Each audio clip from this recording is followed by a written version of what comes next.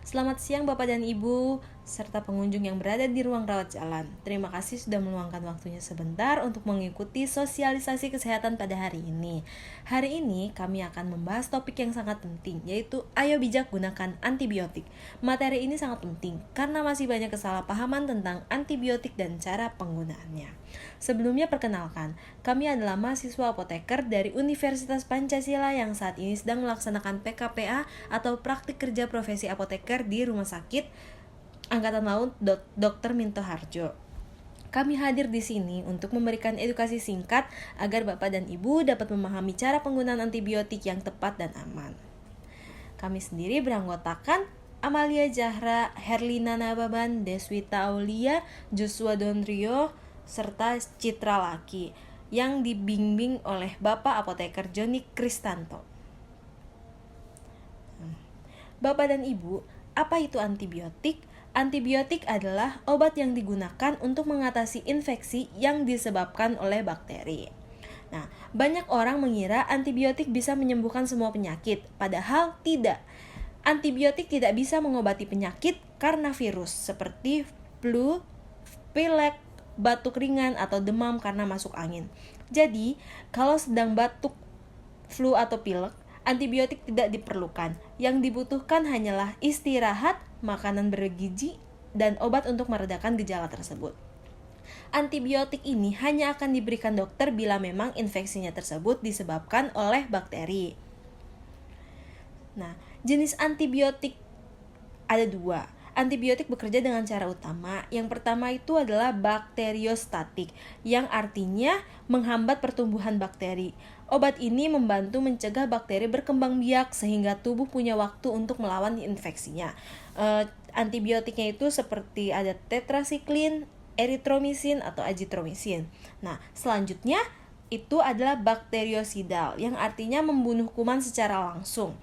Itu contohnya seperti amoxicillin, cefixim, ciprofloxacin. Perbedaan ini sebenarnya lebih untuk tenaga medis, tetapi penting Bapak Ibu ketahui bahwa dokter pasti memilih antibiotik yang paling sesuai dengan kondisi tubuh dan jenis penyakit yang dialami. Karena itu, antibiotik tidak boleh dibeli bebas dan harus diminum sesuai anjuran. Pernahkah kamu melihat obat-obat ini? Amoxicillin, metronidazole, cefixim, atau FG Troches? Ini adalah beberapa contoh antibiotik yang sering diresepkan oleh dokter. Tapi, apakah kamu tahu tidak semua penyakit membutuhkan antibiotik? Antibiotik hanya digunakan saat kita mengalami infeksi bakteri, bukan untuk flu, batuk pilek biasa, atau sakit karena virus. Penggunaan yang tidak tepat justru bisa membuat bakteri menjadi kebal dan menyebabkan antibiotik tidak lagi efektif. Lalu, kapan sih sebenarnya antibiotik itu diperlukan? Pertama, pada radang tenggorokan akibat bakteri yang menyebabkan nyeri hebat dan sulit menelan. Kedua, pada infeksi saluran kemih yang sering menimbulkan rasa perih dan nyeri saat buang air kecil. Ketiga, pada pneumonia, yaitu infeksi paru-paru yang bisa menyebabkan batuk, demam, hingga sesak nafas. Dan juga pada infeksi kulit seperti selulitis atau infeksi bakteri lain yang memerlukan pengobatan khusus. Sebelum lebih jauh, mari kita ketahui bagaimana sebuah antibiotik dapat menghancurkan bakteri. Amoxicillin merupakan antibiotik yang membunuh bakteri dengan cara menghancurkan dinding sel bakteri. Cangkang bakteri mereka yang kuat itulah yang membuat mereka tetap hidup. Bakteri dapat membangun dan memperbaiki dindingnya. Ketika enzim diblokir, maka air akan masuk dan akan memecahkan bakteri. Jikalau kamu berhenti terlalu cepat, beberapa bakteri dapat bertahan dan belajar untuk melawan obat tersebut. Selanjutnya, kita akan membahas kapan sebaiknya kita tidak menggunakan antibiotik. Ini penting karena masih banyak yang beranggapan bahwa setiap sakit pasti perlu antibiotik. Padahal kenyataannya antibiotik tidak bisa menyembuhkan semua jenis infeksi. Yang pertama adalah infeksi virus. Contohnya pilek, flu, batuk akibat virus, dan diare yang disebabkan oleh virus atau yang sering disebut flu perut. Pada kondisi-kondisi ini antibiotik tidak bekerja sama sekali karena antibiotik hanya membunuh bakteri, bukan virus. Jadi, kalau kita minum antibiotik saat terkena flu, hasilnya tidak akan membuat kita cepat sembuh, malah bisa berbahaya dalam jangka panjang. Yang kedua adalah penggunaan antibiotik yang sebenarnya tidak perlu. Beberapa infeksi bakteri yang ringan bisa sembuh dengan sendirinya tanpa bantuan antibiotik. Contohnya, sakit tenggorokan akibat virus atau infeksi telinga tertentu pada anak. Jika kondisi ini dipaksakan diberi antibiotik, tubuh kita justru berisiko mengalami resistensi antibiotik. Selanjutnya, kita masuk ke dalam aturan penggunaan antibiotik. Jika dokter memang sudah meresepkan antibiotik, cara minumnya harus benar-benar tepat, tidak boleh asal-asalan. Antibiotik harus diminum teratur sesuai jadwal, misalnya setiap 8 jam, 12 jam, atau 24 jam. Jadwal tersebut harus diikuti dengan jarak waktu yang sama, bukan hanya pagi, siang, malam, tanpa hitungan jam. Mengapa? Karena antibiotik bekerja dengan menjaga kadar obat di dalam tubuh pada level yang efektif untuk membunuh bakteri. Jika diminum terlambat, kadarnya bisa turun sehingga bakteri tidak mati sempurna. Sebaliknya, kalau diminum terlalu cepat, kadarnya bisa terlalu tinggi dan menimbulkan efek samping. Jadi, prinsipnya antibiotik harus diminum tepat dosis, tepat waktu, dan dihabiskan sesuai anjuran dokter. Mengapa sih antibiotik itu harus dihabiskan? Supaya tidak terjadi resistensi terhadap antibiotik dalam tubuh kita, untuk mencegah infeksi kambuh, serta membunuh seluruh bakteri sampai tuntas. Lalu, mengapa resistensi itu berbahaya? Karena jika tubuh kita mengalami resistensi, bisa menyebabkan sulitnya menyembuhkan infeksi. Pilihan antibiotik semakin sedikit, biaya pengobatan menjadi semakin meningkat, serta resiko kematian yang meningkat pula. Selanjutnya, kita akan mengetahui bagaimana resistensi antibiotik terjadi di dalam tubuh kita. Yang pertama, ketika kita meminum antibiotik tanpa indikasi atau ketika tidak diperlukan, maka bakteri akan mengenali antibiotik tersebut, sehingga bakteri tersebut akan bersembunyi dan membunuh beberapa bakteri saja. Dan ketika kita sangat membutuhkan antibiotik, maka ketika kita meminum antibiotik, yang akan terjadi adalah bakteri-bakterinya sudah mengenali antibiotik tersebut, lebih tepatnya DNA-nya, sehingga bakteri tersebut sudah lebih kebal terhadap antibiotik yang hadir.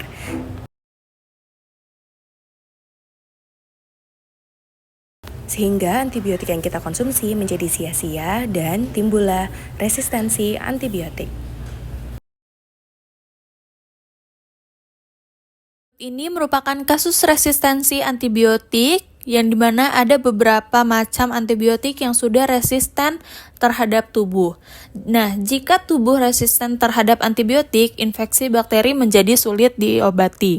Penyakit bisa menjadi lebih parah dan berkepanjangan, memerlukan perawatan lebih mahal dan lama, serta meningkatkan risiko komplikasi serius, bahkan kematian. Karena antibiotik yang biasa tidak lagi efektif membunuh bakteri penyebab infeksi.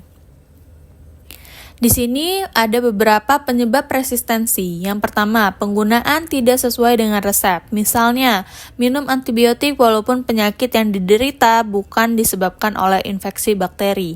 Yang kedua, penggunaan tidak sesuai jadwal. Misalnya, memberi waktu jeda 1 hingga 2 hari, yang dimana seharusnya antibiotik itu harus diminum berturut-turut harinya. Tidak ada jeda. Dan tidak menghabiskan antibiotik, yang dimana pasien menyisakan antibiotik. Yang seharusnya antibiotik itu harus dihabiskan jika sudah diresepkan.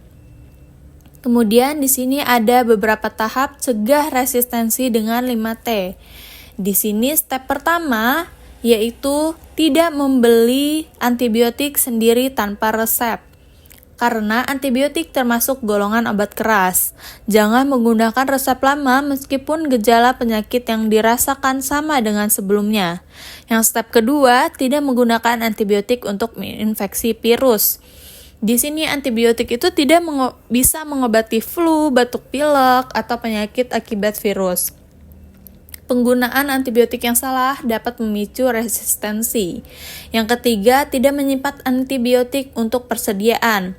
yang dimana antibiotik yang didapatkan dengan resep harus dihabiskan.